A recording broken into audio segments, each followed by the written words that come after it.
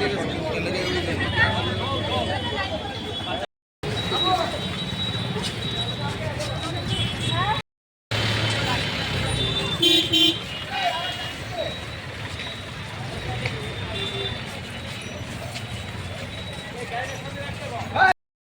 চলেন না, আপনি জানেন জানি করবেন নি আমরা যারা ভলান্টিয়ার আছেন তাদের থেকে নেবেন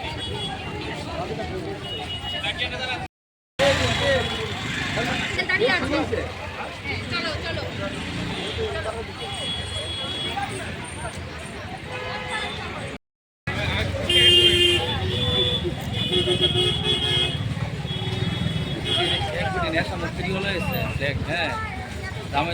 আমি প্রথমে এগিয়ে চলো সংঘকে ধন্যবাদ জানাই বা কৃষক মিনা যখন যারা পৃষ্ঠপোষকতা আছেন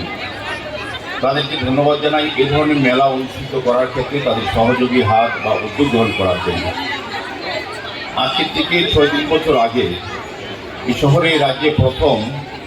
এগিয়ে চলো সঙ্গে শিশু মেলার চিন্তা ভাবনা করেছে,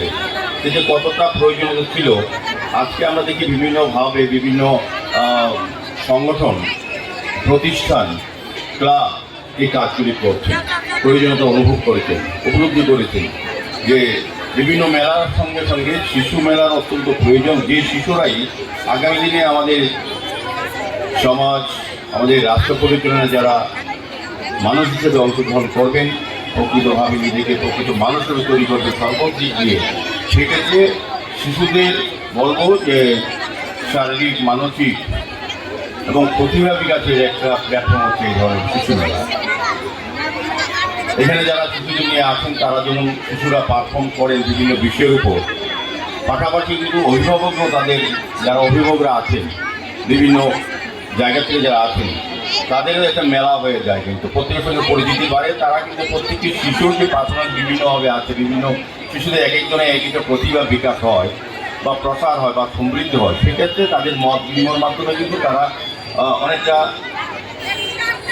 বিষয়ে তারা অবগত হতে পারে যে তাদের শিশুদের কীভাবে পরিচালনা পরিচর্যা করা যায়। আমরা দেখি প্রতিটি জায়গায় যখন অভিভাবকরা বেশি চিন্তিত থাকেন শিশুদের নিয়ে, যারা আগামী ভবিষ্যৎ সংসার বা সমাজ কিংবা রাষ্ট্রে তাদেরকে বিভিন্নভাবে